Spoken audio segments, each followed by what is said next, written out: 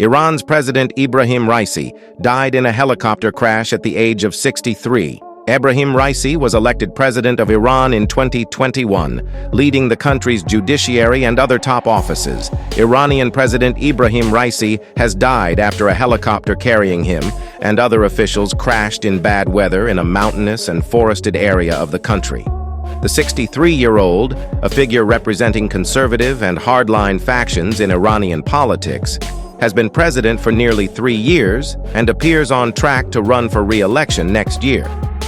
A former Chief Justice, Raisi was considered a potential successor to Iran's 85-year-old supreme leader, Ayatollah Ali Khamenei.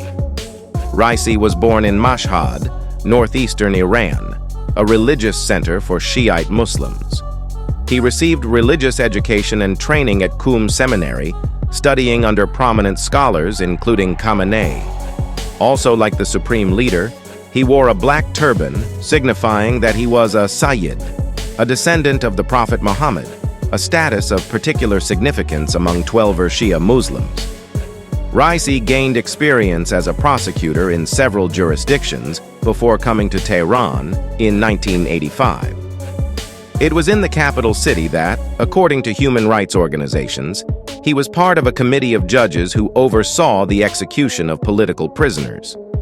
The late president was a longtime member of the Assembly of Experts, the body tasked with selecting the supreme leader's successor in the event of his death. He became Attorney General for 2 years in 2014, when Khamenei appointed him to head Astan Quds Razavi. The vast Baniyad, or charitable trust, has billions of dollars in assets and is the custodian of the shrine. Imam Raza, the 8th Shia Imam. Raisi initially ran for president in 2017, unsuccessfully challenging the re-election of former President Hassan Rouhani, who represented the moderate and moderate camp. After a brief hiatus, Raisi made headlines as the new head of Iran's judiciary, appointed by Khamenei in 2019. He presented himself as a defender of justice and a fighter against corruption, and made many provincial tours to garner popular support. Raisi became president in 2021 amid low voter turnout and widespread disqualification of reformist and moderate candidates, and appears to have secured a strong position for re-election.